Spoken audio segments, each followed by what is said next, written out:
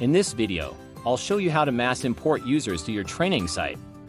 With Circle LMS bulk import feature, adding a large team is easy. To start, click the bubble on the right and choose Admin. Under User Admin, select HR Import. Click the hamburger button and select Upload HR file. Download and open the Excel template. Expand the column to see the full descriptions of the headers. Email, first name and last name have an asterisk, meaning they are required. The other fields are optional and can be left blank. Department is the user's job title, like HR manager or sales assistant. Division, site, and manager email are straightforward. You can also use this spreadsheet to remove users in bulk. For adding new users, be sure to set this field to in. Please do not change or delete the column headers, as it will cause the import to fail.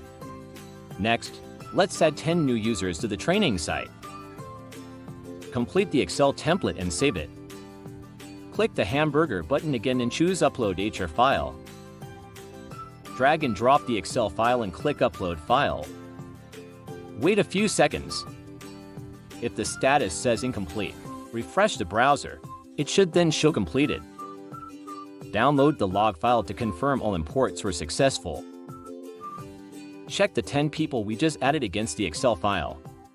Starting with row 2, it says user is new and will be created, which means Alfred Rogers is a new user and his account has been created. Next, look at row 3. It shows profile exists, user account exists, which means Zoe's account was already in the database. So no new account was created for her. Rows 4, 5, and 6 are all new users, and their accounts have been created.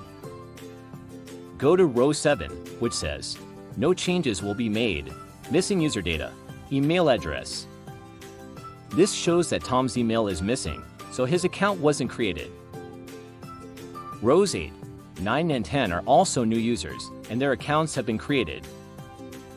The last row, row 11, shows no changes will be made, missing user data, last name. Which means Lily's last name is missing, so her account wasn't created either. We need to fix the errors and re-import the correct data for Tom and Lily. Let's create a new Excel file with just Tom's and Lily's information. Import the new file using the same steps. Check the log again. It shows that Tom and Lily are new users, and their accounts are being created. Return to User Management to confirm if all new users are there. You'll see that new users have a status of awaiting activation, meaning they need to activate their accounts before starting training. The system will automatically send an email inviting them to activate their account and set up a password. After activation, they can log in and start their training. Now that we've covered how to mass import users. Thanks for watching.